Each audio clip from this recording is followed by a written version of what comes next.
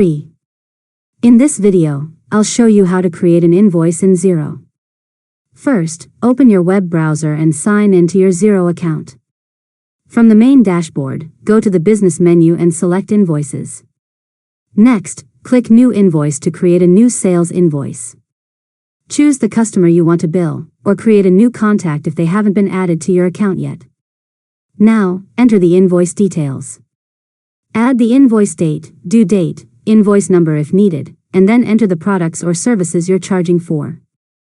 Include the description, quantity, unit price, and any applicable taxes or discounts.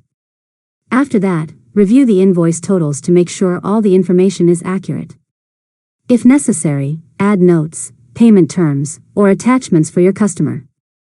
Next, choose whether to save as draft, approve, or approve and email the invoice. If you email it directly from Xero, your customer will receive a secure link to view and pay the invoice online if online payments are enabled. Finally, return to the Invoices section anytime to track the invoice status, record payments, send reminders, or make changes if needed. And that's it. You've successfully learned how to create an invoice in Xero.